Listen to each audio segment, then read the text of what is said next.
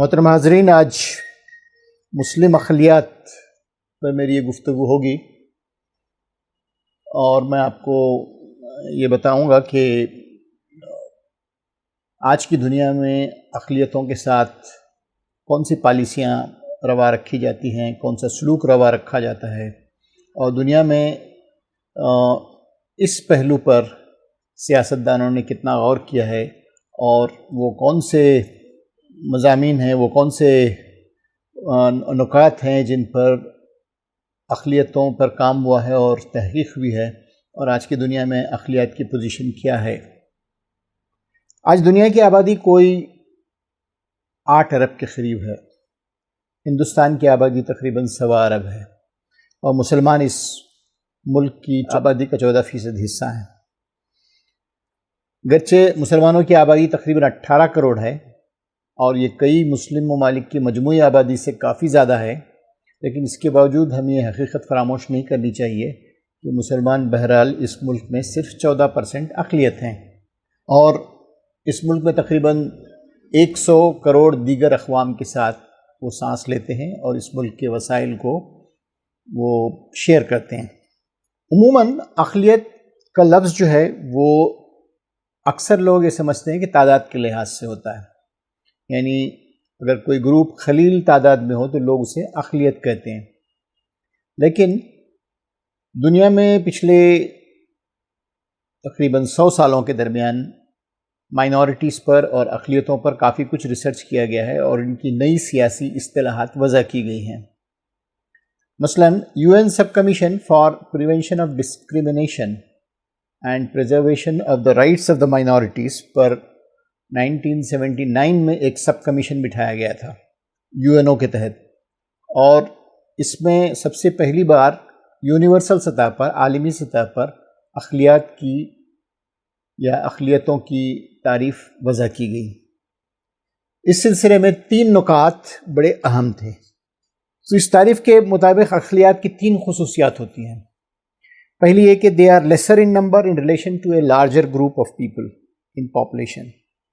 Second, they have a special linguistic, ethnic and religious characteristics which they would like to preserve and they cherish. Third, they are powerless due to non-dominance۔ اگر میں ان کو اردو میں بیان کرنا چاہوں تو ان کو اس طریقے سے بیان کر سکتا ہوں کہ اقلیت کسی آبادی میں بڑے گروپ کے مقابلے میں اپنی قلیل تعداد سے پہچانی جاتی ہے۔ مثلاً کہ ہندوستان میں ہندوؤں کی اکثریت کے مقابلے میں مسلمانوں کو اقلیت کہا جاتا ہے کیونکہ وہ they are in lesser numbers. دوسری، اس گروپ سے متعلق افراد اپنی مخصوص لسانی، مذہبی اور نسلی خصوصیات کے حامل ہوتے ہیں، اور وہ ان خصوصیات کے بقا و تحفظ پر مصر ہوتے ہیں۔ They are insistent upon preserving their cultural, religious, linguistic, racial characteristics. تیسرا، اقلیتیں اپنی تعداد کے علاوہ اپنے پاور سٹرکچر میں عدم حصہ داری کی وجہ سے اکثر بے اختیارات سے محروم ہوتی ہیں، نان اتھارٹیٹیو پوزیشن میں ہوتی ہیں، لہٰذا وہ اپنے مستقبل کا فیصلہ خود نہیں کر پاتی ہیں۔ لہٰذا اس ڈس ایڈوانٹیج کی وجہ سے عموماً جمہوریتوں میں خصوصی حقوق کا حقدار انہیں قرار دیا جاتا ہے، یعنی powerlessness due to non dominance. تو ان 3 چیزوں کو ہمیں اپنے سامنے رکھنا چاہیے۔ اس لحاظ سے اگر آپ تھوڑا تاریخ میں پیچھے جائیں تو آپ کو اندازہ لگے گا کہ 1993 تک بھی ساؤتھ افریقہ ایک ایسا ملک تھا جہاں پر صرف 4 ملین لوگ جو وائٹ نسل کے تھے، جو سفید فام تھے، وہ اس ملک میں برسر اقتدار تھے، اور انہوں نے 40 ملین سیاہ فام لوگوں کو، بلیک لوگوں کو اختیارات سے محروم رکھا تھا۔ اسے ہم اپارتھیڈ افریقہ کی پالیسی کہتے ہیں، ساؤتھ افریقہ کی پالیسی کہتے ہیں۔ تو اس لحاظ سے اس وقت کی UNO نے وہاں کے سیاہ فام باشندوں کو، گرچہ کہ وہ اکثریت میں تھے، ان کو اس نے اقلیت قرار دیا تھا کیونکہ وہ اختیارات سے محروم تھے، سب آرڈینیشن کی پوزیشن میں تھے۔ اسی طریقے سے پیلسٹین اتھارٹی کے ایریے میں گرچہ فلسطینی باشندے اکثریت میں ہیں، لیکن اس کے باوجود بھی دنیا میں اور UNO کی تنظیمیں انہیں اقلیت کہتی ہیں کیونکہ وہ نان اتھارٹیٹیو پوزیشن میں ہیں اور سب آرڈینیشن کی پوزیشن میں ہیں۔ تو یہ ضروری نہیں ہے کہ اقلیت ہر جگہ قلیل تعداد ہی ہوں، ممکن ہے کہ وہ میجورٹی میں بھی ہوں، لیکن اگر وہ اختیارات سے محروم ہیں تو انہیں ہم مائنورٹی یا اقلیتوں میں شمار کرتے ہیں۔ دوسری چیز جس پر اس تعریف میں کافی زور صرف کیا گیا ہے وہ یہ کہ تمام اقلیتوں کی کچھ نسلی، ثقافتی، لسانی اور مذہبی خصوصیات ہوتی ہیں، اور وہ لوگوں کا وہ گروہ چاہتا ہے کہ یہ ان کی خصوصیات باقی رکھی جائیں، ان کی بقا و تحفظ کا انتظام کیا جائے۔ یعنی یہ کہ ہندوستان میں مسلمان 14% ہیں، وہ نہیں چاہیں گے کہ اپنے آپ کو اکثریت پہ ضم کریں، بلکہ وہ اپنی ثقافت، ریلیجن، مذہب، کلچر، ان تمام کی بقا اور تحفظ پر مصر ہیں۔ اس کے بالمقابل اگر آپ دیکھیں گے تو شیڈیول کاسٹ ہیں۔ شیڈیول کاسٹ ہندوستان کی آبادی کا 15% ہے، لیکن انہیں اقلیتوں میں شمار نہیں کیا جاتا ہے۔ وہ اس وجہ سے ہے کہ اقلیت ان کی جو خصوصیات ہیں، یعنی ان کو عوام سے الگ رکھنا، انٹچیبلٹی، انڈوگیمی وغیرہ جیسے جو خصوصیات ہیں، وہ ان کو وہ اس سے خود کو دور کرنا چاہتے ہیں، وہ ان خصوصیات سے علیحدہ ہونا چاہتے ہیں۔ تو لہٰذا شیڈیول کاسٹ کو ہندوستان میں مائنورٹیز کی تعریف میں نہیں لایا جاتا، لیکن مسلمانوں کو مائنورٹی، مسلمانوں کو، سکھوں کو، جینیوں کو، پارسیوں کو، یہودیوں کو اور عیسائیوں کو ہندوستان میں اقلیتوں میں شمار کیا جاتا ہے، کیونکہ تمام گروہ ایسے ہیں جو اپنی نسلی، ثقافتی اور مذہبی خصوصیات کے حامل ہیں اور ان کی بقا و تحفظ میں مصر ہیں۔ تو مسلمانوں کو چاہیے کہ وہ ان نئی سیاسی اصطلاحات کی کیا تعریف ہے اسے خوب اچھی طرح سمجھ لیں۔ مسلمان اکثر یہ کہتے ہوئے پائے جاتے ہیں کہ اسلام وہ واحد مذہب تھا جس نے اقلیتوں کے رائٹس کو ریکگنائز کیا تھا۔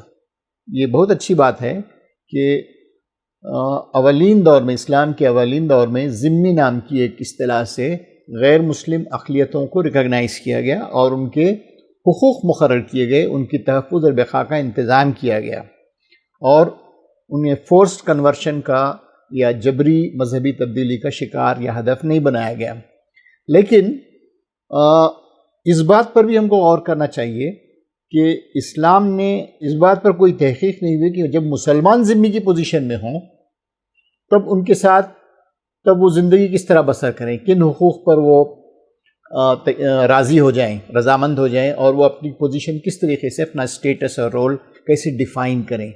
تو لہٰذا اس معاملے پر زیادہ ریسرچ مسلمانوں کے درمیان نہیں ہوا۔ البتہ ایک جرنل ہوا کرتا تھا، Journal Institute of Muslim Minority Affairs, جو جدہ کی کنگ عبدالعزیز یونیورسٹی میں ایڈٹ ہوتا تھا اور لنڈن سے پبلش ہوتا تھا، اور بڑا ہی ضخیم اور مستند جرنل ہوا کرتا تھا، جس میں اس وقت کے مدیر جو اب مرحوم ہیں ڈاکٹر زین العابدین نے اس مسئلے پر کافی کام کیا، اور انہوں نے کافی کچھ مواد جمع کیا مسلم اقلیتوں کے تعلق سے، اور ان کا تقابلی مطالعہ کیا مسلم ممالک میں ذمیوں کے رول اور اسٹیٹس سے۔ تو اگر اس جرنل کے پرانے پرچے کہیں دستیاب ہوں تو وہ تمام آرٹیکلز اور تمام مضامین و مواد جو ہیں کافی اچھا مواد فراہم کرتے ہیں مسلم اقلیت کی اسٹیٹس اور رول کو سمجھنے میں۔ اس سے بھی آگے جا کر اس بات پر بھی ہمیں غور کرنا چاہیے کہ آج دنیا میں ریلیجیس اسٹیٹس بہت کم ہیں، یعنی بہت سارے اسٹیٹس ایسے ہیں جنہیں اسلامک اسٹیٹ تو کہا جاتا ہے، لیکن وہاں کے تمام قانون شریعت کے مطابق نہیں ہیں، صرف وہ اس وجہ سے اسلامک اسٹیٹس ہیں کہ وہاں مسلمانوں کی اکثریت ہے، مسلمان خود مختار ہیں۔ اسی طریقے سے اسرائیل واحد ریاست ہے جو اپنے آپ کو جوش اسٹیٹ کہتا ہے۔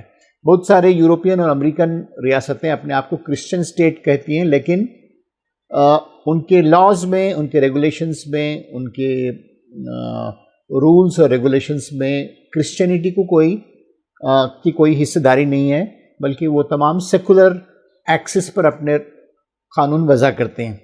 تو لہٰذا آج جو ہم جب اقلیت پر بات کرتے ہیں تو ہم کو اس بات پر بھی غور کرنا چاہیے کہ ہم نیشن سٹیٹس میں رہتے ہیں، اور نیشن سٹیٹ ایک تاریخی حیثیت کے حامل ہیں، وہ مذہبی حیثیت کے حامل نہیں ہیں۔ تو اس وقت ہمیں غور کرنا پڑے گا کہ ہم مسلمان جو کہیں کہیں پر نیشن سٹیٹس میں مائنورٹیز کے حیثیت سے ہیں، وہ کس طریقے سے زندگی بسر کریں۔ اس کے علاوہ ایک اور فرق ہے جس پر اکثر غور نہیں کیا جاتا وہ یہ کہ مسلمان اقلیت کی ہندوستان میں جو پوزیشن ہے وہ مسلمان اقلیت کی امریکہ یا یورپ کے مقابلے میں کافی جداگانہ ہے۔ مثلا یہ کہ ہندوستان میں مسلمان تاریخی طور پر یہاں پر بسے ہوئے ہیں اور انہوں نے یہاں کی تاریخ، ثقافت، ادب، کلچر، ریلیجن، فن تعمیر، موسیقی، ان تمام پر کافی گہری چھاپ چھوڑی ہے۔ تو وہ تاریخی طور پر اس ملک کا حصہ ہیں اور وہ یہاں ایک رولنگ کمیونٹی کے حیثیت سے پہچانے جاتے ہیں، جنہوں نے دہلی سے تقریباً 661 سال ہندوستان پر حکومت کی ہے۔ تو لہٰذا ہندوستان میں مسلمانوں کی حیثیت ان مسلم اقلیات سے جداگانہ ہے جو یورپ اور امریکہ میں پائی جاتی ہیں، جہاں پر مسلمان زیادہ تر مہاجر کی شکل میں یا پناہ گزین کی شکل میں داخل ہوئے ہیں، اور ان کا ایگزسٹنس کوئی 50 سے 100 سال کے درمیان ہی جس کی تاریخ جاتی ہے۔ تو لہٰذا ہم کو اس بات کو اپنے ذہن میں مستحضر رکھنا چاہیے کہ اقلیتیں جو ہیں وہ مختلف قسم کی ہیں، مسلم اقلیات بھی مختلف قسم کی ہیں۔ دنیا میں جو بڑی بڑی مسلم اقلیات ہیں وہ ہندوستان، چین اور روس میں پائی جاتی ہیں۔ ہندوستان میں کوئی 18 کروڑ، چین میں کوئی 5 کروڑ اور روس میں تقریباً 2 کروڑ۔ اس کے علاوہ بھی دنیا کے تقریباً تمام ممالک میں مسلمان کچھ نہ کچھ تعداد میں پائے جاتے ہیں، لیکن ان سب کی حیثیت جداگانہ ہے۔ تاریخی طور پر مسلمان جو ہیں وہ ہندوستان، روس، چین، Burma, Thai land, Sri Lanka وغیرہ جیسے ممالک میں پائے جاتے ہیں، جبکہ امریکہ اور یورپ میں وہ مہاجر یا پناہ گزین کی حیثیت سے داخل ہوئے۔ تو ان تمام کی حیثیت کافی مختلف ہے۔ اکثر یہ بھی دیکھا جاتا ہے کہ ہم اقلیتوں کے حیثیت اور رول پر جب گفتگو کرتے ہیں تو ہم دستور اور قوانین میں جو انہیں تحفظات ملے ہیں ان کی روشنی میں ہم باتوں کو طے کرنا چاہتے ہیں، لیکن معاملہ ہر جگہ ایسا کچھ نہیں ہے، بلکہ قانونی تحفظات ایک جانب، دوسری طرف ہم کو یہ دیکھنا چاہیے کہ اکثریت کا رویہ، اکثریت کے درمیان پبلک پرسیپشن مائنورٹیز کے تئیں کیا ہوتا ہے، اور تمام کا تمام جو حیثیت اور رول ڈیفائن ہوتی ہے، ڈٹرمائن ہوتی ہے، وہ اکثریت کے پرسیپشن کی وجہ سے ہوتی ہے، نہ کہ محض قانونی تحفظات کے۔ مثلا یہ کہ ہندوستان میں اقلیتوں پر جبر و ظلم، ان سے ناانصافی، ان کے ساتھ بے عدلی وغیرہ وغیرہ تمام قانونی تحفظات پائے جاتے ہیں، لیکن اس کے باوجود بھی مسلمانوں کے معاملے میں پریس میں دل آزار باتیں شائع ہوتی ہیں، لو جہاد، گھر واپسی وغیرہ جیسے قانون بنائے جاتے ہیں، گوکشی کے مسئلے پر وہ رویہ اختیار نہیں کیا جاتا جو ایک سیکولر حکومت کو اختیار کرنا چاہیے، وغیرہ وغیرہ۔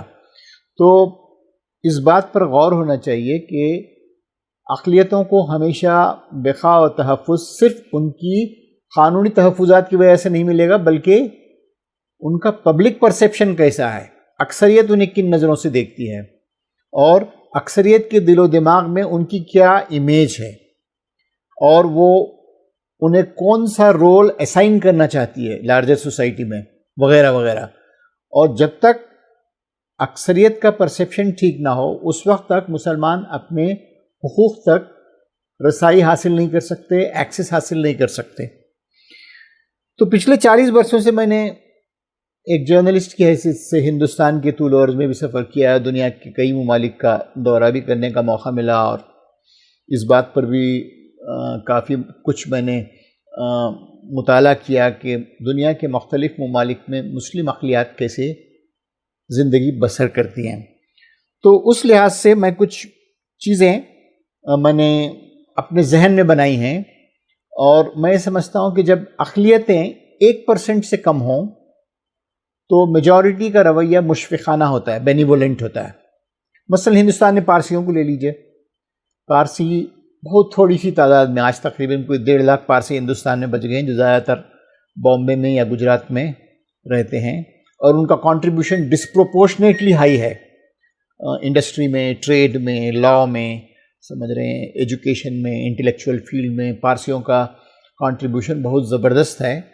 تو پارسیوں کے تئیں جو ہندوؤں کا رویہ ہے وہ مسلمانوں کے تئیں ہندوؤں کے رویے سے کافی جدا ہے. اور پارسیوں کے لیے ایک نئی اسکیم سینٹرل گورنمنٹ نے لانچ کی تھی کچھ 10-15 سال قبل کہ پارسیوں کی تعداد کافی گھٹ رہی ہے، تو لہٰذا سینٹرل گورنمنٹ نے پارسیوں کی تعداد کو بڑھانے کے لیے ان کے یہاں ان پر فیملی پلاننگ لاگو نہیں کی جاتی ہے، اور انہیں ایڈ دی جاتی ہے، گرانٹ دی جاتی ہے کہ اپنی فیملیز میں بچوں کی تعداد کو بڑھائیں، کیونکہ پارسی اب اتنے ڈیولپڈ ہو چکے ہیں کہ very few Parsis they get married, and even if they get married at a very late stage and they produce very few children, their families are very very small. So that's why the central government has come out with a scheme which is called Jio Parsi. ہے نا، یعنی پارسیوں کی تعداد کو بڑھانے کے لیے ان کو گرانٹ دیا جائے، ان کو وظیفے دیے جائیں، اور ان کے تاکہ ان کے زیادہ بچے پیدا ہو سکیں. جبکہ اس کے بالمقابل یا اس کے برعکس مسلمانوں کے تئیں حکومتوں کا رویہ یہ ہے کہ مسلمانوں کی تعداد کو کم کیا جائے، انہیں بکھیر دیا جائے، انہیں ڈائلیوٹ کیا جائے وغیرہ وغیرہ. تو اگر اقلیت کا تناسب آبادی میں 1% سے کم ہو تو they are generally treated with benevolence, یا ان کے تئیں رویہ جو ہے مشفقانہ ہوتا ہے. اگر اقلیتوں کا تناسب 1% سے زیادہ ہو، 1% سے 5% تک ہو، تو تب بھی ان کے ساتھ جو رویہ ہوتا ہے وہ بینائن ہوتا ہے، جسے آپ کہہ لیجئے کہ نرم دلانہ اور حلم سے عبارت ہوتا ہے، اور ان کے ساتھ کچھ زیادہ ظلم، جبر وغیرہ، زبردستی وغیرہ نہیں کی جاتی ہے، کیونکہ وہ بہت زیادہ اختیاری پوزیشن میں نہیں ہوتے. تو 1% سے 5% تک ان کے رویے کو ہم بینائن کہہ سکتے ہیں. تیسرا درجہ وہ ہے جب اقلیتیں 5% سے 10% کے درمیان ہوں. اس وقت اکثریت ان کا نوٹس لینا شروع کرتی ہے، اور ان کے تئیں جو کچھ بھی پالیسیز بنتی ہیں ان کو اسکروٹینائز کرتی ہے، انہیں مواخذے اور احتساب کا ہدف بناتی ہے. تو 5% سے 10% تک اسکروٹینائزنگ رویہ ہوتا ہے. جب اقلیتیں 10% سے زائد ہوتی ہیں تو اس وقت اکثریت کا رویہ کرٹیکل، ہوسٹائل، ایگریسیو، تمام کچھ ہو سکتا ہے، جیسا کہ ہندوستان میں ہم دیکھتے ہیں. کیونکہ ایسی اقلیات جو ہیں عموماً انتخابات پر اثر انداز ہوتی ہیں، اور ان کے درمیان اقتدار میں حصہ داری کی مطالبات بھی اٹھنے لگتے ہیں. تو لہٰذا 10% سے زیادہ اقلیات، یہ کسی بھی ملک میں ان کو اندیشوں اور خطرات کا سامنا ہوتا ہے. اگر اقلیتیں 15% سے زائد ہوں تو معاملہ کچھ اور ہی ہوتا ہے. اس وقت اقلیتیں اپنی اقتدار میں حصہ داری کے لیے کوششیں شروع کر دیتی ہیں، اور اپنی پارٹیاں بھی فلوٹ کرتی ہیں. مثلا کہ آپ کیرلا میں، آسام میں، جموں اینڈ کشمیر میں دیکھیں کہ مسلمانوں کی اپنی پولیٹیکل پارٹیز ہیں، اور وہ اپنے آپ کو پولیٹیکلی اسرٹ کرتے ہیں. تو یہ 5 قسم کی کیٹیگریز ہیں جو میں نے مقرر کی ہیں. پہلی تو وہ کیٹیگری جس میں مشفقانہ یا بینیولنٹ ہوں، دوسری نرم دلانہ یا بینائن ہوں، تیسری اسکروٹینائزنگ ہوں، ہے نا، چوتھی جو ہے وہ ایگریسیو، ہوسٹائل اور کرٹیکل ہوں، اور پانچویں ایسرٹیو ہوں، جہاں پر وہ حصہ داری میں شمولیت کے لیے خود اسٹرگل کرتی ہوں. یہ مختلف 5 کیٹیگریز ہیں. اس پر ہمیں غور کرنا چاہیے کہ یہ مختلف صورتحال ہندوستان کی مختلف ریاستوں میں مل جائیں گی.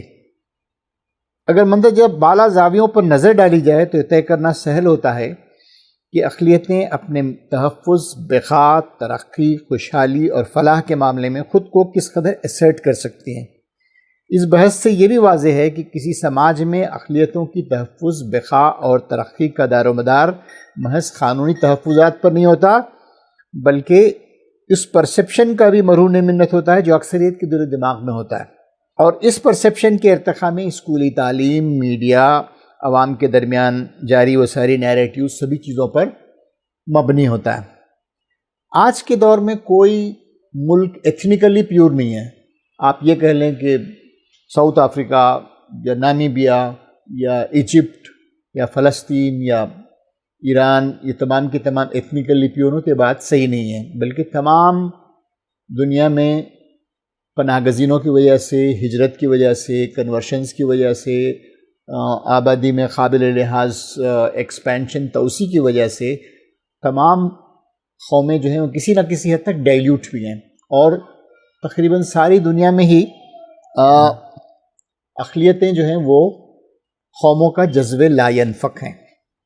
دنیا میں فی الحال مسلمانوں کی آبادی 153 کروڑ ہے یا اس سے کچھ زائد ہے، اور 30% مسلمان ایسے ہیں جو اقلیتوں کی طرح مختلف ممالک میں زندگی بسر کرتے ہیں، جن میں جیسا کہ پہلے میں نے کہا روس، چین اور ہندوستان میں بہت بڑی تعداد میں تقریباً 18 کروڑ، 5 کروڑ اور 2 کروڑ کی تعداد میں مسلمان تاریخی طور پر ان قوموں کا حصہ ہیں۔ اس کے علاوہ اگر آپ یورپ پر نظر ڈالیں گے تو وہاں بیشتر مسلمان پناہ گزین کی حیثیت سے پچھلے 50 سالوں میں داخل ہوئے ہیں۔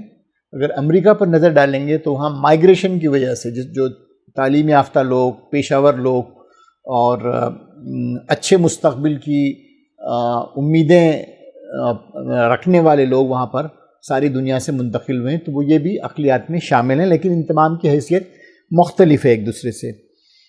یہی معاملہ آسٹریلیا، کینیڈا، نیوزی لینڈ وغیرہ کا بھی ہے۔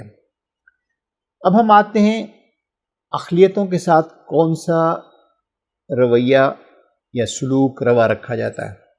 ایک لمبی بحث ہے جس پر ہمیں غور کرنا چاہیے کہ اقلیتیں کس طرح زندگی بسر کرتی ہیں۔ قانونی تحفظات زیادہ تر جمہوریتوں میں اقلیتوں کو حاصل ہیں، لیکن اس کے باوجود جیسا کہ میں نے پہلے کہا ان کے ساتھ جو رویہ یا روش اختیار کی جاتی ہے وہ پبلک پرسیپشن پر منحصر ہوتی ہے۔ تو عموماً اقلیتیں امتیاز یعنی ڈسکریمنیشن، عدم شمولیت ایکسکلوشن، اخراج ایلینیشن، علیحدگی سیگریگیشن، عام شہری سہولیات سے محروم خطوں میں جینے پر مجبور کرنا جسے ہم گھٹوائزیشن کہتے ہیں، اور نسل کشی، پوگروم یا جینوسائیڈ جیسی اجتماعی سزاؤں کا ہدف بنائی جاتی ہیں۔ ان مختلف سٹیجز کا مظاہرہ ہمیں دنیا کے مختلف ممالک میں نظر آئے گا۔ مثلا یہ کہ جنگ عظیم دوم سے قبل یعنی 1923 سے لے کر 1938 تک جب جنگ عظیم دوم شروع ہوئی تھی، اس وقت تک یہودیوں کو انتہائی ہوسٹائل پروپیگنڈے کا شکار بنایا گیا۔ پہلے ان کی تصویر کو مسخ کیا گیا، ان کے کردار کو مسخ کیا گیا، بعد میں انہیں مختلف چھوٹے چھوٹے خطوں میں محصور کر دیا گیا جسے ہم گھٹو کہتے تھے، اور آخر میں ان کی نسل کشی کا پروگرام جو ہے ہٹلر نے بنایا۔ تو یہ بدترین دور تھا جو دنیا میں اقلیتوں پر گزرا ہے اور جس کا شکار یہودی اقلیت ہوئی ہے۔ لیکن کچھ دیگر ممالک میں معاملہ جداگانہ تھا۔ مثلا ساؤتھ افریقہ میں بلیک باشندوں کو، سیاہ فام باشندوں کی جن کی اکثریت تھی، جو تقریباً اس ملک کی آبادی کا 90% تھے، ان کو چھوٹے چھوٹے علاقوں میں محصور کر دیا گیا جن کو شاید غالباً بنتستان کہتے ہیں، آئی Am not very sure about this. اور یہ گھٹوائزیشن کا ایک نیا تجربہ تھا جو ساؤتھ افریقہ میں کیا گیا۔ ہندوستان میں بھی گھٹوائزیشن کا تھوڑا سا تجربہ اب گجرات میں کیا گیا ہے، جہاں پر مسلمانوں کو جوہا پورا نام کے گھٹوں میں محصور کیا جا رہا ہے، اور تقریباً وہاں کی آبادی کوئی 6-7 لاکھ ہوگی۔ ان تمام چیزوں کو، ان خطرات کو، ان اندیشوں کو بیان کرنے کا مقصد یہ ہے کہ مسلمان جو ہیں اس بات پر غور کریں کہ اقلیت کے ساتھ دنیا میں کون سا رویہ یا روش روا رکھی جاتی ہے، اور اس سے ہمارا ملک بھی کچھ بہت زیادہ مستثنی نہیں ہے۔ ہندوستان میں مختلف قومیں بیکورڈ ہیں، پسماندہ ہیں، سماجی اور تعلیمی لحاظ سے۔ ان کے لیے دستور نے SEB socially and economically backward communities کی ایک لسٹ بھی بنائی ہے، لیکن مسلمانوں کو اس لسٹ سے باہر رکھا گیا، نان ایکسکلوژن کی پالیسی ہے۔ تو اس پر بھی ہمیں نان انکلوژن کی پالیسی یا ایکسکلوژن کی پالیسی ہے جس پر کام ہونا چاہیے۔ اور پچھلی حکومت نے، جو منموہن سنگھ کی گورنمنٹ تھی، اس نے کئی یونیورسٹیوں میں جو ہے centre for study of social exclusion and inclusive policies کے ادارے بھی بنائے تھے، جہاں پر اس بات پر غور کیا جاتا تھا کہ کس مائنورٹیز کو مین سٹریم میں انکلوڈ کیا جائے، ان کے انکلوژن پر جیسا کہ پہلے ذکر کیا گیا ہے 10% سے 15% اور اس سے متجاوز اقلیتی آبادی کو اکثر سیاسی خطرے کے طور پر دیکھا جاتا ہے، اور ایسی اقلیتیں عموماً اکثریتی فرقے کے رجت پسند گروپوں کے لیے چیلنج تصور کی جاتی ہیں، خطرہ تصور کی جاتی ہیں۔ تو لہٰذا ہندوستان میں یہ خطرات اور اندیشے کافی حد تک ویلڈ ہیں کہ یہاں پہ مسلمان 14% ہونے کی وجہ سے وہ ایک خطرہ یا چیلنج کے طور پر دیکھے جاتے ہیں، اور اکثریت کے جو متشدد گروپ ہیں وہ بار بار کچھ ایسے حربے اور ہتھ کنڈے استعمال کرتے ہیں جس کی وجہ سے مسلمانوں کا خلا خما کیا جائے یا ان کو مارجنلائز کیا جائے، ان کو سیگریگیٹ کیا جائے، ان کو ایکسکلوڈ کیا جائے، ان کا پرسیکیوشن کیا جائے وغیرہ وغیرہ۔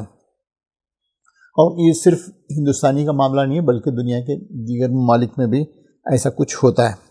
جیسا کہ میں نے پہلے کہا 10% سے زیادہ اقلیت جو ہیں پولیٹیکلی ایسرٹیو ہونا شروع ہو جاتی ہیں، تو لہٰذا اس کے لیے بھی بیشتر جمہوریتوں نے نئے حربے استعمال کیے ہیں، مثلا کہ جیری مینڈرنگ یا ڈس انفرینچائزمنٹ، جیسا کہ آپ نے ہندوستان میں بھی دیکھا ہے، CAA، NCR اور NPR وغیرہ کے قوانین یہاں لائے گئے اور اس بات کی کوشش کی گئی، جو فی الحال اسے سرد خانے میں ڈال دیا گیا ہے کووڈ کی وجہ سے، کہ مسلمانوں کو اس ملک میں ووٹوں کے اختیار سے محروم کیا جائے۔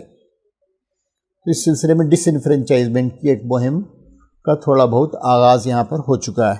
دوسری طرف جیری مینڈرنگ کا ایک حربہ ہے جو کئی ممالک میں استعمال کیا جاتا ہے، مثلا یہ کہ کسی حلقے میں اگر مسلمان 60% ہوں یا 50% ہوں تو اس بات کا قوی امکان ہوتا ہے کہ مسلمان اپنا ایک کینڈیڈیٹ، جو ملٹی پارٹی سسٹم میں کافی پاسبلٹی بھی ہے، اس کا امکان بھی ہے کہ مسلمان اپنا ایک کینڈیڈیٹ لوک سبھا میں یا اسمبلی میں بھیج سکیں گے۔ تو اکثر ایسا ہوتا ہے کہ سیاستدانوں کی شہ پر یا رجت پسند گروپوں کی شہ پر انتظامیہ ان حلقوں کو کاٹ کر کچھ اس طریقے سے تقسیم کرتی ہے کہ مسلمانوں کی وہ آبادی یا اقلیتوں کی وہ آبادی جو ہے تحلیل ہو جائے، ڈائلیوٹ ہو جائے، اور وہ ان دونوں کانسٹیٹوئنسیز میں، دونوں حلقوں میں اپنے کسی امیدوار کی کامیابی کو یقینی نہ بنا سکیں۔ تو اسے جیری مینڈرنگ کی اصطلاح سے یاد کیا جاتا ہے، اور اس کا تجربہ کئی ہندوستان کی بڑی بڑی لوکل باڈیز میں، بامبے میں، بنگلور میں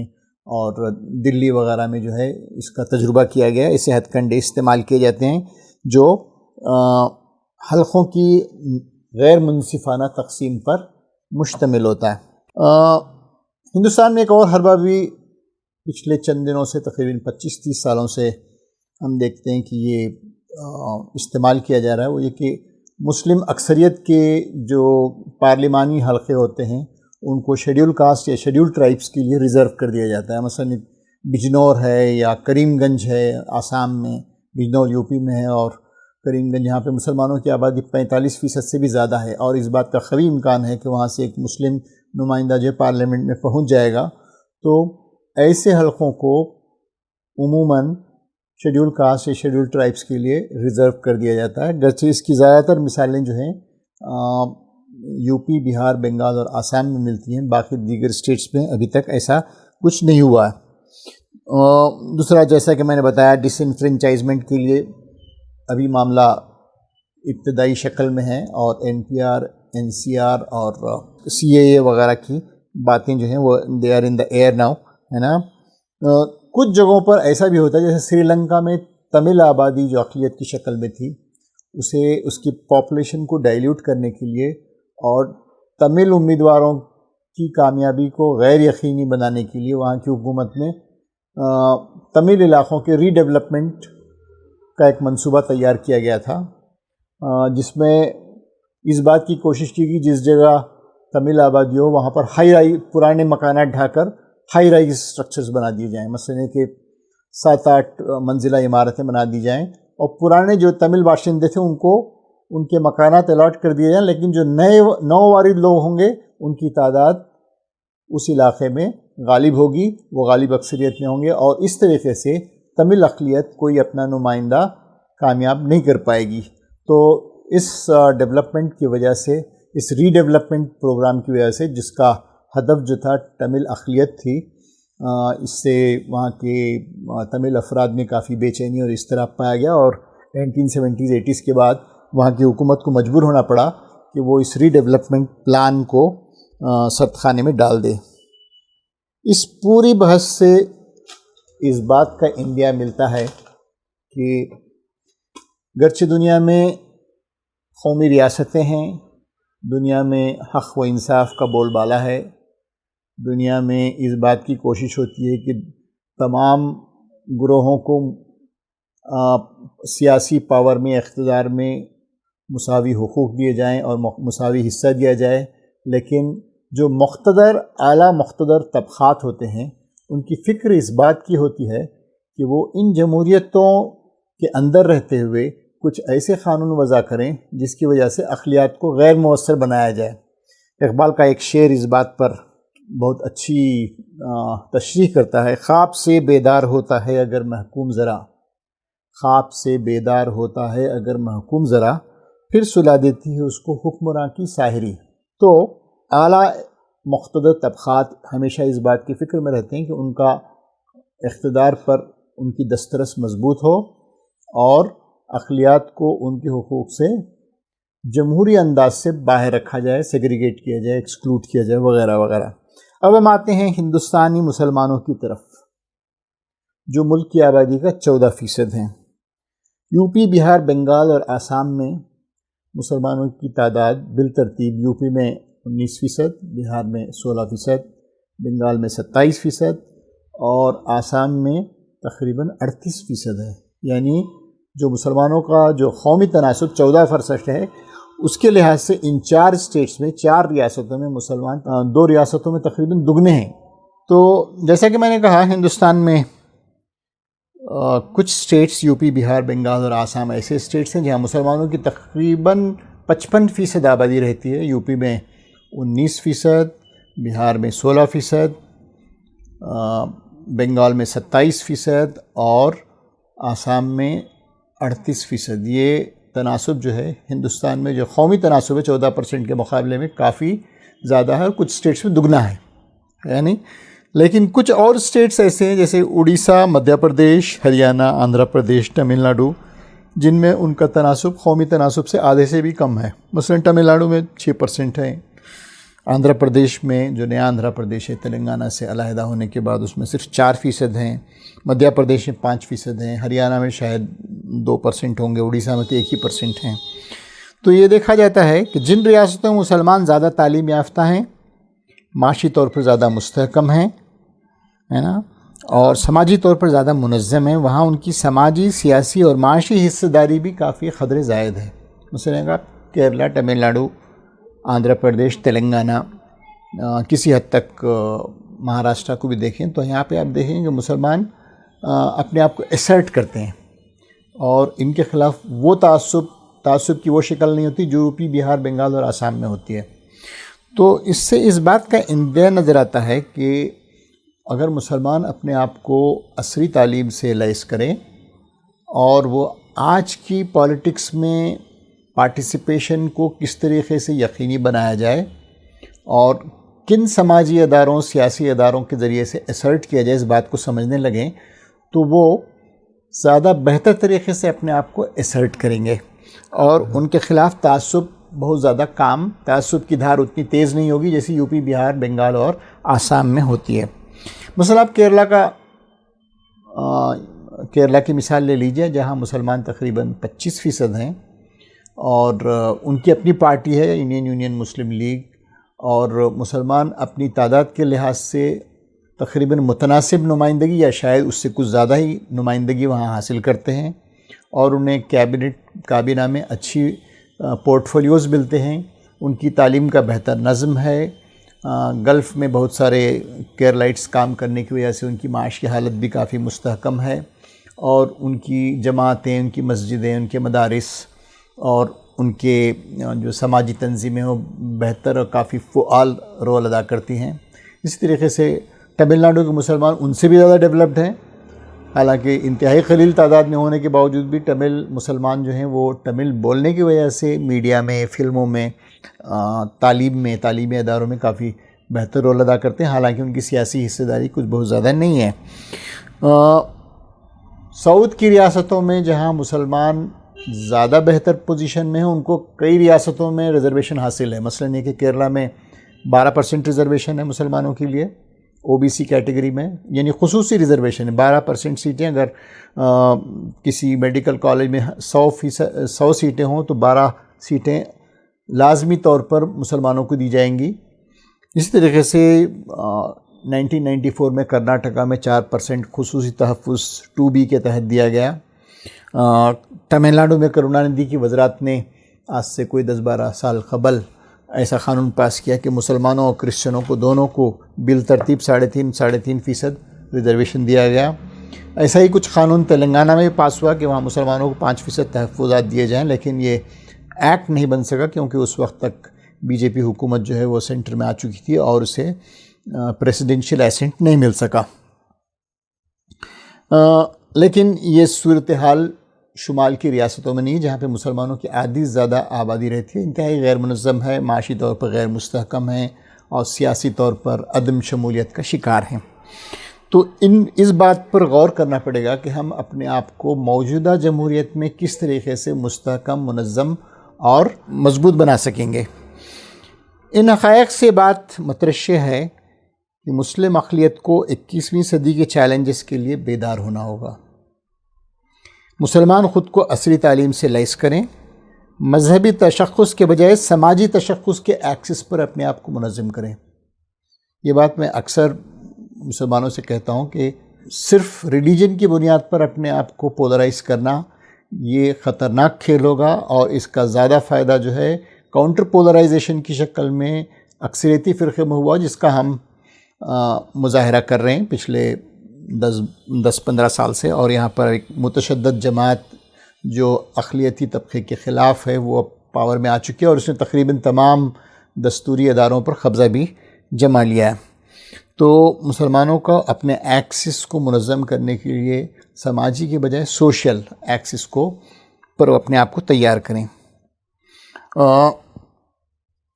پھر اس کے علاوہ ہم کو اس بات پر غور کریں، ہندوستان کی سچویشن کچھ بہت ہی اسپیسیفک ہے۔ ہندوستان میں مسلمان تاریخی طور پر اس قوم کا حصہ رہے ہیں۔ انہوں نے یہاں پہ 661 سال دلی سے حکومت کری ہے، تقریباً 7 ڈیفرنٹ ڈائناسٹیز نے دلی پر حکومت کری، اور جب اس ملک کی آزادی کا وقت قریب آیا تو مسلمانوں نے اسے پارٹیشن کا ہدف بنایا، اور اس ملک سے تقریباً 2 مسلم ممالک پیدا ہوئے، اور اس کے باوجود بھی مسلمان 14% کی اقلیت میں ہوں۔ تو یہ چیز اکثریت کے ان طبقات کے لیے جو رجت پسند ہیں کافی سوہان روح ثابت ہوتی ہے کہ وہ ہندوستان میں مسلمان اقلیت کو ابھی بھی ایک ایکٹیو رول میں دیکھتے ہیں۔ تو لہٰذا یہ سیج مینٹیلٹی جو ہے وہ اکثریتی فرقے میں پبلک پرسیپشن اس بات کا پیدا کرتی ہے کہ مسلمانوں کو بے اختیار کرنے کی تمام کوششیں، تمام حربے، تمام ہتھ کنڈے استعمال کیے جائیں۔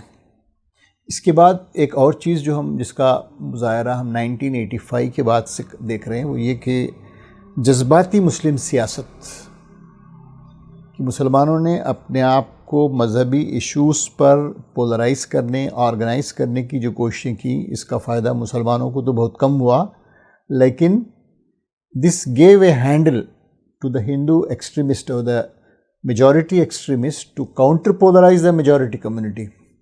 تو ہم 1985 سے اگر ہم حالات کا جائزہ لیں تو میناکشی پورم میں ہریجنوں کا اسلام میں داخلہ، سمجھ رہے ہیں، شاہ بانو کے مسئلے پر مسلمانوں کی مرضی کے مطابق قانون سازی ہوئی، اس کے صلے میں غیر مسلموں کو جو ہے بابری مسجد کے تالے کھولنے کی اجازت دی گئی، اور وہاں پر اب رام مندر کی تعمیر جاری ہے۔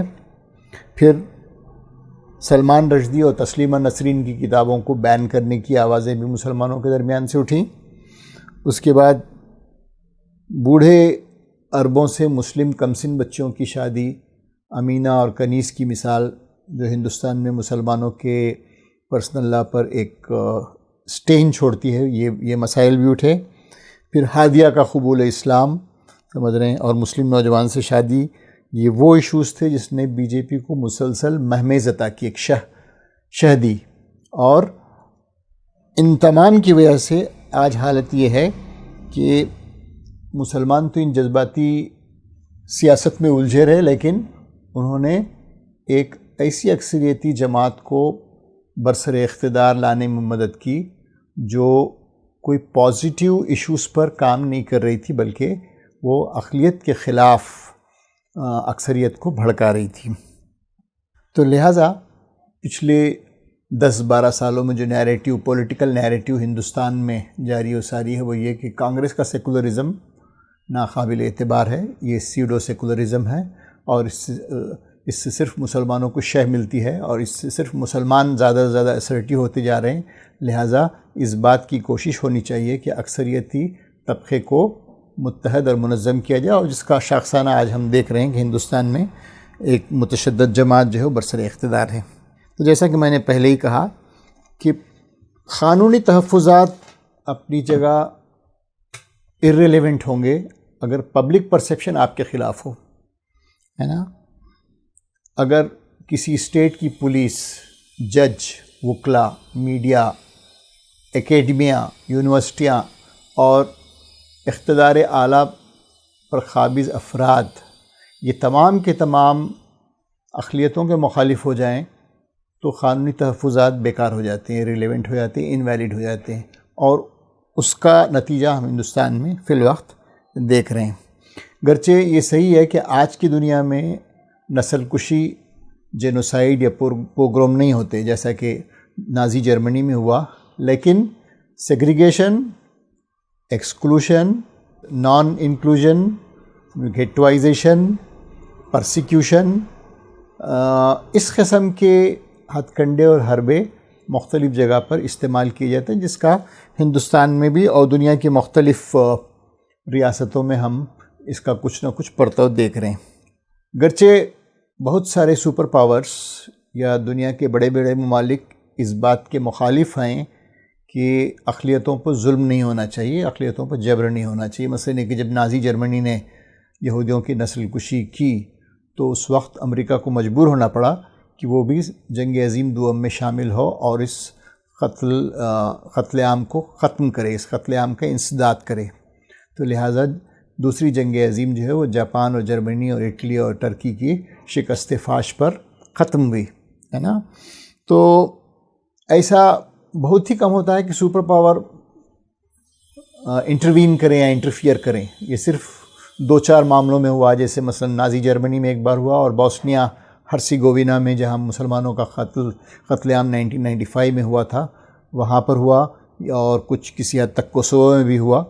لیکن دنیا کی جو بڑی بڑی طاقتیں وہ نظر رکھتی ہیں کہ دنیا میں تکثیری سماج کی بقا اور تحفظ کو کیسے یقینی بنایا جائے۔ تو اس سلسلے میں امریکہ سے جو ہے ہر سال freedom of the religion report نکلتی ہے، اس میں بتایا جاتا ہے کہ کس طریقے سے فریڈم آف ریلیجن کو کرب کیا جا رہا ہے دنیا کی مختلف جمہوریتوں میں۔ اسی طریقے سے یورپین یونین کی ہیومن رائٹس کمیشن کی رپورٹ بھی آتی ہے۔ تو یہ تو بڑی بڑی طاقتیں، بڑے بڑے ممالک جو دنیا میں امن و امان کو تحفظ و بقا کے لیے کام کر رہے ہیں وہ کرتے رہتے ہیں، لیکن ان کا ڈائریکٹ انٹرونشن اسی وقت ہوتا ہے جب نسل کشی یا پوگروم یا جینوسائیڈ کی شکل میں نتائج نکلتے ہیں۔ خود ہندوستان میں بھی اقلیتوں کے حقوق کی تحفظ کے لیے مائنورٹیز کمیشن بنایا گیا جو سینٹر میں بھی ہے اور بہت سارے اسٹیٹس میں بھی ہے، لیکن آج ہم اس کا حال جانتے ہیں کہ وہاں پر ایسے لوگوں کو چیئرمین بنایا جاتا ہے جو برسر اقتدار پارٹی کے پٹھو ہوتے ہیں، اور وہ محض دکھاوے کے لوگ ہوتے ہیں، دکھاوے کے دانت ہوتے ہیں۔ اور مجالس قانون ساز میں ان رپورٹوں پر مائنورٹیز کمیشن کی رپورٹوں کو شاید ہی کبھی پیش کیا جاتا ہے، اور ATR یعنی ایکشن ٹیکن رپورٹ تو میرے خیال میں کبھی کبھار ہی پیش کی جاتی ہے۔ تو اس لاچاری کی صورتحال میں مسلمان اقلیت کیا کرے، اب یہ سوال اٹھتا ہے۔ دنیا میں کوئی مسئلہ ایسا نہیں ہے جو لا ینحل ہو، جس کا کوئی حل نہ ہو۔ ہر مسئلے کا کچھ نہ کچھ حل ہے۔ یہ حل مختصر المدت بھی ہوتا ہے، طویل المدت بھی ہوتا ہے۔ ہندوستان میں مسلمانوں کے ساتھ جو مسئلہ ہے اس کا حل جو ہے وہ طویل المدت ہے، یعنی لانگ ٹرم ہے، اور اس کے لیے سب سے بڑی اس بات کی کوشش ہونی چاہیے کہ مسلم اقلیت کو باوزن، باوسیلہ اور بارسوخ بنایا جائے، جسے ہم امپاورمنٹ کہتے ہیں، باوزن، باوسیلہ اور بارسوخ بنایا جائے، اکنومیکلی، سوشلی اینڈ پولیٹیکلی ان کے پارٹیسپیشن کو بڑھایا جائے۔ تو اس بات پر ہم کو مسلسل غور کرتے رہنا پڑے گا۔ اس کے لیے کیا کرنا ہوگا کہ مسلم اقلیت کو بیدار مغز بنانے کی ضرورت ہے نا۔ اور فی الوقت ہمارا حال یہ ہے کہ ہندوستان کی پارلیمنٹ میں اور اسمبلیوں میں کون سا قانون پاس ہوتا ہے اور اس میں اقلیتوں کے سلسلے میں کون سی بات کہی گئی ہے یا اقلیتوں کے خلاف کیا ان کے موافق کون سی بات کہی، اس کا علم بھی نہیں ہوتا مسلمانوں کی، اتنی کثیر آبادی ہے، اور یہ اس آبادی کا تقریباً 50% لوگ جو ہیں وہ ان پڑھ ہیں، اور بقیہ جو لوگ خواندہ ہیں ان کی بھی تعلیم کچھ اس قدر نہیں ہے کہ وہ رولز، ریگولیشنز، گورنمنٹ آرڈرز، سرکولرز وغیرہ کو سمجھ سکیں۔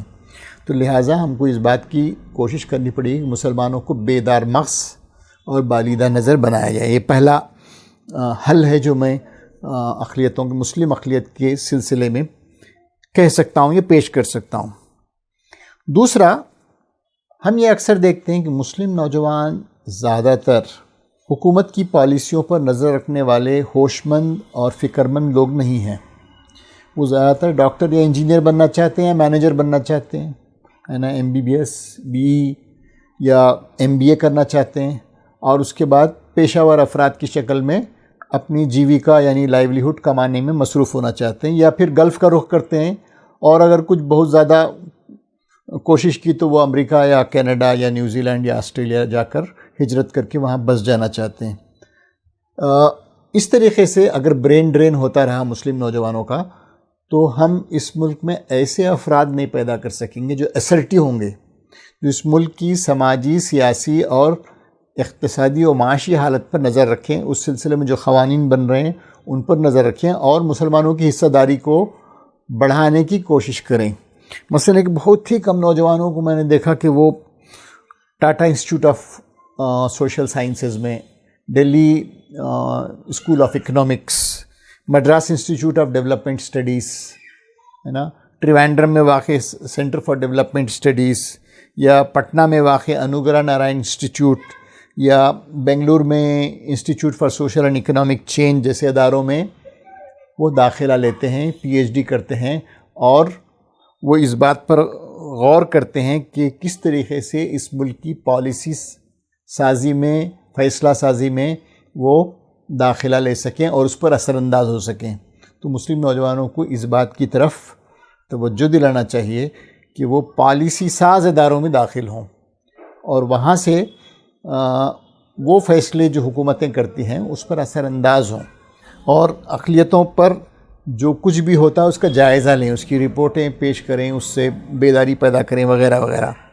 پھر ملت کے جو ہونہار نوجوان ہیں ان کو صحافت یعنی جرنلزم، قانون یعنی law, social work, economics, sociology, political science, مقامی زبانوں کی اعلیٰ ترین ڈگریوں کو لینے پر بھی غور کیا جائے، ہے نا۔ پبلک پرسیپشن کو بنانے میں، چوتھی میری یہ تجویز ہے کہ پبلک پرسیپشن کو بنانے میں فنون لطیفہ کا بہت حصہ ہوتا ہے، یعنی فائن آرٹس کا، جسے ہم literature, cinema, art and craft, ہے نا، ڈرامہ وغیرہ کہتے ہیں۔ اس میں مسلمانوں کی حصہ داری کم ہے۔ سنیما میں کچھ قدرے بہتر ہے، لیکن بقیہ جو فائن آرٹس کے کیٹیگریز ہیں اس میں مسلمانوں کی بہت کم حصہ داری نظر آتی ہے۔ تو اس بات پر غور کرنا چاہیے کہ آج ہم پبلک پرسیپشن کو بہتر بنانے کے لیے کس طریقے سے فنون لطیفہ میں مسلمانوں کی حصہ داری کو یا شمولیت کو زیادہ سے زیادہ کر سکتے ہیں۔ مثلا مثال لیجئے کہ ویر زارا نام کی فلم، یا بجرنگی بھائیان نام کی فلم، یا خدا کے لیے نام کی فلم، یا My Name Is Khan, I Am Not A Terrorist, ہے نا، اس قسم کی فلمیں عوام پر کافی اچھا اثر پیدا کرتی ہیں اور اس سے پبلک پرسیپشن کو ٹھیک کرنے میں مسلمانوں کے تئیں بڑی مدد ملتی ہے۔ تو کبھی کبھی ایک آدھ فلم جو عامر خان کی یا شاہ رخ خان کی ہو، سمجھ رہے ہیں، وہ دعوتی، اصلاحی اور ملی تنظیموں سے زیادہ کام کر جاتی ہے پبلک پرسیپشن کو مضبوط کرنے میں، سمجھ رہے ہیں۔ حالانکہ فلم ایکٹرز کوئی ایسے مثالی کردار کے حامل نہیں ہوتے کہ لوگ ان کو قائد تسلیم کریں، لیکن اس کے باوجود بھی یہ فلمیں پبلک پرسیپشن کو ٹھیک کرنے میں، جیسے مثلا بجرنگی بھائی جان، پتہ نہیں آپ لوگوں نے دیکھی یا نہیں، کبھی موقع ہو تو دیکھ لیجئے نیٹ فلکس پر، تو آپ کو اندازہ لگے گا کہ کس قدر اس نے فرقہ وارانہ ہم آہنگی پر، کمیونل ہارمونی پر زور دیا ہے.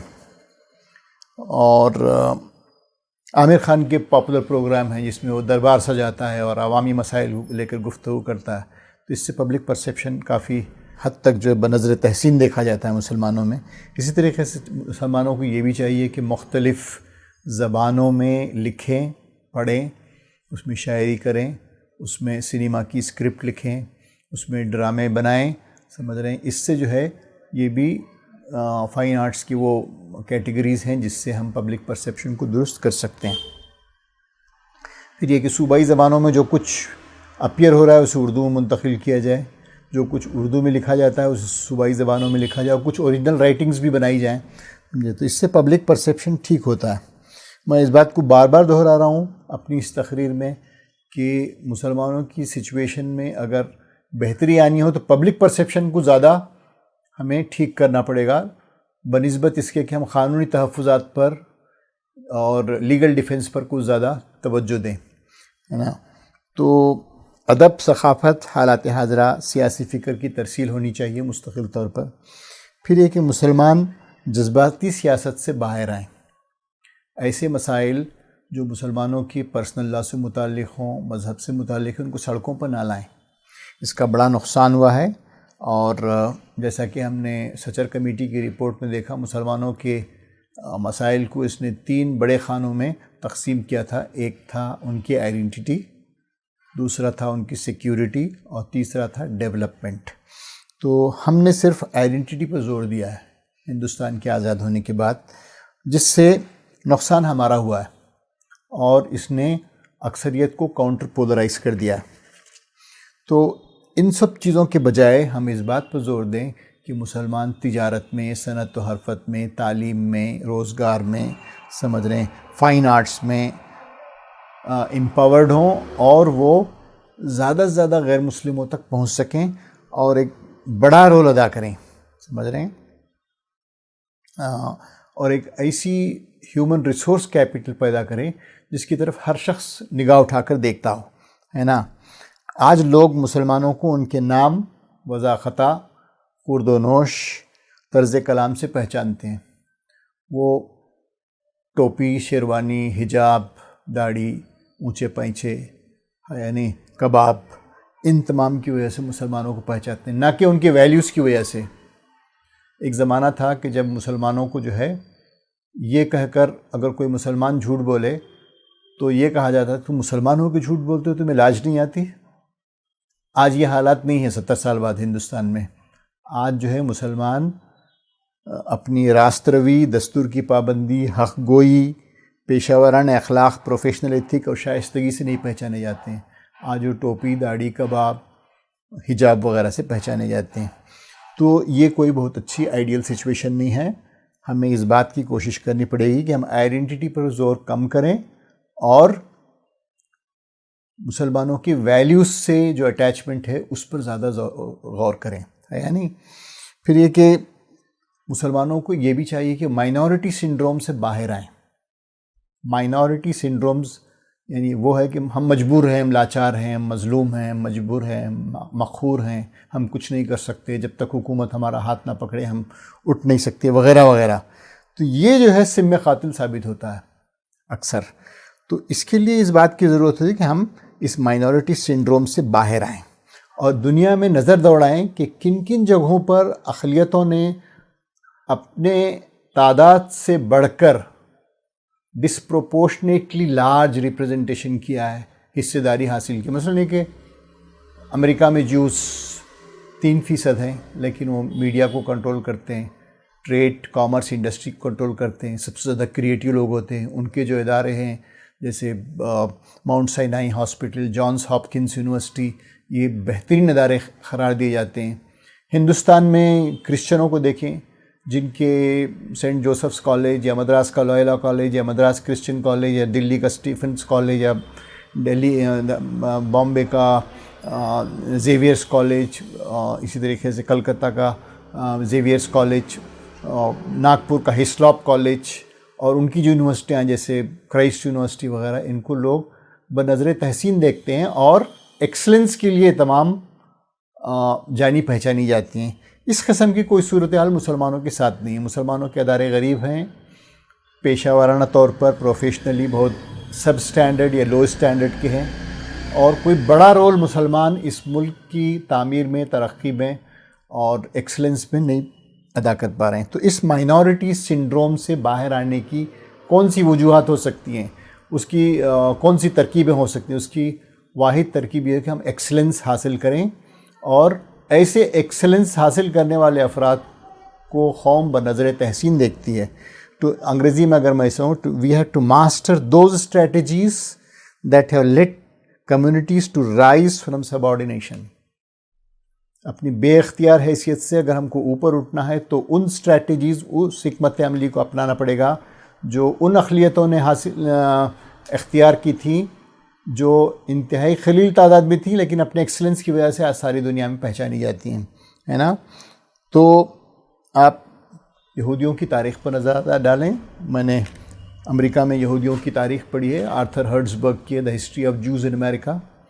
جب 1820 سے 1870 کے درمیان یورپ سے بڑی تعداد میں یہودی جو ہیں نیو یارک ہاربر سے امریکہ میں ہجرت کر رہے تھے، تو اس وقت ان کی پوزیشن بہت خراب تھی۔ ان کے ساتھ کافی تعصب کا برتاؤ کیا جاتا تھا، ان سے امتیاز برتایا جاتا تھا، ان کو لاء کے پروفیشن میں داخل ہونے نہیں دیا جاتا تھا، ان کو فائنانس کے پورٹ فولیوز نہیں دیے جاتے تھے، اور ہر جگہ جو ہے فیننگ فوبیاز اینڈ فوسٹرنگ فیئرس کا ایٹیٹیوڈ تھا یہودیوں کے خلاف۔ لیکن یہودیوں نے اپنی 150 سال میں اپنی سچویشن کو بدلا، اور وہ اپنے ایکسلنس کی وجہ سے امریکہ میں تقریباً تمام مقتدر پوسٹس پر آج غالب آ گئے۔ سارا کا سارا میڈیا ان کی زبان بات کرتا ہے۔ ٹرمپ بھی جو ہے اسرائیل کو جروشلم دینے کا یقین دلاتا ہے، گولان ہائٹس کو بھی قبضہ کر لینے کی بات کہتا ہے، سمجھ رہے ہیں۔ تو یہودیوں نے اس پوزیشن کو کیسے حاصل کیا؟ یعنی میں جب آرتھر ہرٹزبرگ کی کتاب پڑھ رہا تھا تو وہ کہتا تھا کہ جوش فوبیا، جیسے آج ہم کہتے ہیں مائنورٹی فوبیا ہندوستان میں یا اسلامو فوبیا زیادہ ہے، ویسا جوش فوبیا ہوتا تھا اس وقت 150 سال پہلے امریکہ میں۔ تو اس وقت there was a woman in Chicago who was afraid of the advent of Jews in America. So she traveled on a horse carriage. At that time there were no cars and no railroads. You know, she traveled from Chicago in a horse carriage to come to the New York harbor to see how the Jews look like. Have the horns on the head. She wanted to touch them, feel their heads and see if they have horns on the head. یہ condition تھی۔ تو اس position سے یہودی کہاں گئے، اس بات پر ہم کو کافی غور کرنا پڑے گا۔ ایک اور چھوٹی سی کمیونٹی ہے، مورمونز کہتے ہیں، جو امریکہ میں تقریباً 6.5 ملین ہیں، یعنی 65 لاکھ کی تعداد میں ہیں، ساری دنیا میں کوئی 1.5 کروڑ کے قریب ہیں، ہے نا۔ تو یہ مورمونز جو ہیں زیادہ تر یوٹا ریاست میں، جس کا بڑا شہر سالٹ لیک سٹی، مجھے اتفاق سے وہاں جانے کا بھی موقع ملا۔ وہاں میں نے دیکھا کہ امریکہ کی اکنامی پہ بڑے بڑے لوگ جو ہیں ٹریڈ کامرس انڈسٹری میں مورمونز ہیں، اور مورمونز جو ہیں خود کو Church of Jesus Christ of Latter Day Saints کے نام سے اپنے آپ کو تعبیر کرتے ہیں، اور ان کا آخری پیغمبر 1828 میں نیو یارک میں آیا تھا، جسے سینٹ جوزف کہتے ہیں، اور اس نے کوئی ایک نئی بائبل ان کو دی تھی۔ تو مورمونز کو بڑی حد تک ڈسکریمنیٹ کیا گیا امریکہ میں، لیکن انہوں نے اپنی سچویشن کو بدلا۔ وہ بھی کافی کنزرویٹیو لوگ ہوتے ہیں، ان کے یہاں پولیگیمی بہت زیادہ پریکٹس کی جاتی تھی۔ تقریباً آج سے 50-60 سال پہلے تک بھی لوگ جو ہے پولیگیمی کرتے ہیں، اور اب بھی اندیشہ یہ ہے کہ بہت سارے لوگ خفیہ طور پر پولیگیمی پریکٹس کرتے ہیں۔ ان کی خواتین جو ہیں کنزرویٹیو لباس پہنتی ہیں، جیسا کہ مسلمان پہنتے ہیں، فل آستین کی کرتے پہنے جاتے ہیں، اور ان کے یہاں ڈیٹنگ جو ہے ایک تنہا لڑکا اور لڑکی ڈیٹنگ پر نہیں جاتے، بلکہ اگر پکنک پہ جانا ہو تو کئی لڑکیاں اور لڑکے جو ہے ساتھ جاتے ہیں۔ ان کو کنزرویٹیو قرار دیا جاتا ہے، لیکن مورمونز اپنی اس آئیڈینٹی کے علی الرغم امریکہ کی اکنامی میں پولیٹکس میں بڑا حصہ ادا کرتے ہیں. جیسے پچھلی بار جو الیکشن ہوا تھا اوباما کا، تو مٹ رومنی جو تھے وہ مورمون تھے اور وہ ریپبلکن پارٹی کے کینڈیڈیٹ تھے. تو ان سے بھی ہم سبق ملتا ہے کہ ہم کو ایکسلنس حاصل کرنے کی بڑی کوشش کرنی چاہیے. ہندوستان میں بھی چھوٹی کمیونٹیز ہیں، جیسے ریڈیز ہیں، ہے نا، کرسچنس ہیں، بوہراز ہیں، تمل مسلمانوں میں راؤترس ہیں، مرکیارس ہیں. ان تمام نے اپنی خلیل تعداد ہونے کے باوجود بھی صنعت و حرفت میں، تعلیم میں، روزگار میں، سمجھ رہے ہیں، مختلف پیشوں میں بڑا نام کمایا ہے اور ایکسلنس کو فروغ دیا ہے. پھر اس بات کی بھی کوشش ہونی چاہیے کہ اقلیتوں کی حصہ داری سیاسی اداروں میں اور قانون ساز اداروں میں، پارلیمنٹ اور اسمبلیز میں بڑھے. اس کے لیے ہم مسلسل اس بات پر غور کرتے رہیں کہ کس طریقے سے مسلم اکثریتی علاقے سے مسلمان کامیاب ہو جائے. جیسا کہ آپ پولیٹیکل مسلمانوں کی موبلائزیشن کی بات پر غور کریں گے پچھلی 40 سالوں سے، تو مسلمان اپنی طاقت سے کوئی 27 سے 30 سیٹیں ہی اس ملک میں لوک سبھا میں حاصل کر سکتے ہیں. تو میں یہ کہتا ہوں کہ کیا ضروری ہے کہ مسلمان صرف مسلم اکثریتی علاقوں سے نامزد کیے جائیں، امیدوار بنیں؟ کیوں ان کو غیر مسلم ووٹ نہ دیں؟ یہ کمیونل سپریشن کیوں ہو یا کمیونل سیگریگیشن کیوں ہو؟ کیوں ہم غیر مسلم علاقوں سے ہم اپنے آپ امیدوار کے طور پر نہ کھڑے ہوں؟ ہے نا، یہ صرف اسی وقت ہو سکتا ہے جب مسلمان اس ملک کے مسائل کو سمجھیں گے اور عوام کے مسائل کو لے کر آگے بڑھیں گے. وہ اپنے آپ کو مسلم نمائندہ یا مسلم امیدوار نہ کہیں گے. میں آپ کو 2 مثالیں دیتا ہوں. پانڈیچوری بہت چھوٹا سا علاقہ ہے ہندوستان کا، ہے نا، جو ایک فرینچ کالونی تھی. وہاں کے ایک وزیر اعلیٰ ہوا کرتے تھے SMH فاروق، ہے نا. وہ تقریباً 3 بار وہاں کے وزیر اعلیٰ ہوئے، حالانکہ پانڈیچیری میں صرف 7% لوگ مسلمان ہیں. اور اس کے بعد وہ 2 بار وہاں سے لوک سبھا کے ممبر بھی چنے گئے. اسی طریقے سے کمال الدین احمد ورنگل سے غالباً 3 یا 4 بار منتخب ہوئے، اور ورنگل میں بھی کوئی 7 یا 8% زیادہ مسلمان نہیں ہیں. انہوں نے لیبر لیڈر کی حیثیت سے نام کمایا اور بار بار وہ الیکٹ ہوتے رہے. نیفیڈ کے بعد میں چیئرمین بھی بنے اور غالباً وہ 1 بار مرکزی حکومت میں وزیر بھی بنے تھے. بعد میں وہ کسی جگہ کے ایمبیسڈر بھی بنائے گئے، سمجھ رہے ہیں. تو یہ مثالیں اس بات کو ثابت کرتی ہیں کہ صرف مسلمان اپنے اکثریتی علاقوں سے کامیابی کی فکر نہ کریں، بلکہ غیر مسلموں کی قیادت بھی اپنے ہاتھ میں لیں. اس کے لیے عوامی مسائل پر ہم کو زور دینا پڑے گا، ہے نا. اس تقریر کے کنکلوژن کے طور پر میں آپ اتنی بات کہہ سکتا ہوں کہ مسلم اقلیت کو بیدار کرنے اور بالغ نظر بنانے کی سخت ضرورت ہے. ہمادم تغیر پذیر دنیا میں سیاسی، سماجی اور معاشی تمام حالات میں مسلسل تبدیلی ہو رہی ہے، اور ہم ان تبدیلیوں سے بے خبر ہیں، ناواقف ہیں.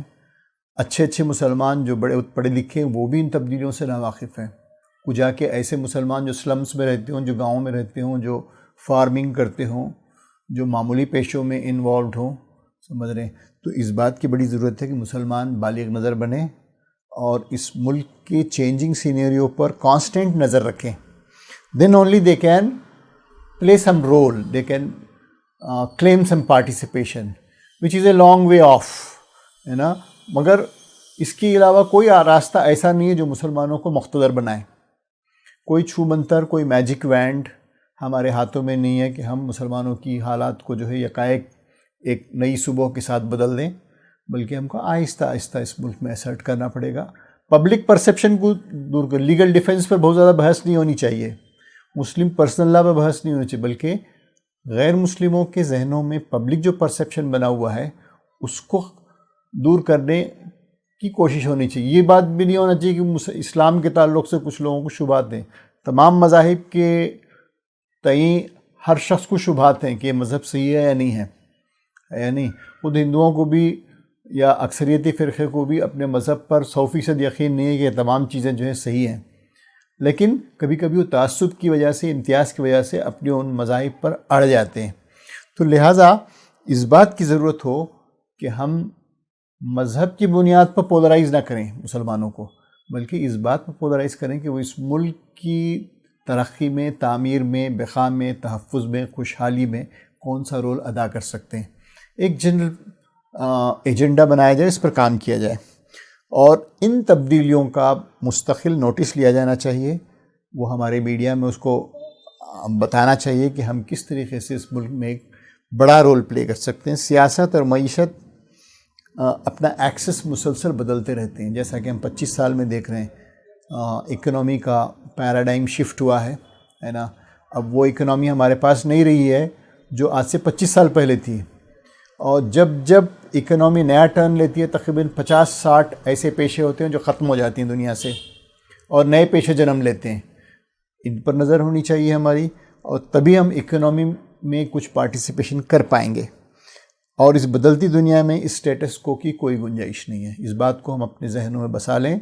دنیا میں، بدلتی ہوئی دنیا میں اسٹیٹس کو پر اصرار ہمیں مزید دقیانوس، مزید آرتھوڈاکس، مزید اینٹیکویٹڈ، مزید آؤٹ ڈیٹڈ بنائے گا، اور ہم آگے کی جہت میں کوئی بڑا قدم نہیں اٹھا سکیں. تو میں یہ چند گزارشات ہیں جو میں آپ تمام افراد کے سامنے پیش کرنا چاہتا تھا کہ ہم ان تمام چیزوں پر غور کریں. وآخر دعوانا الحمد للہ رب العالمین.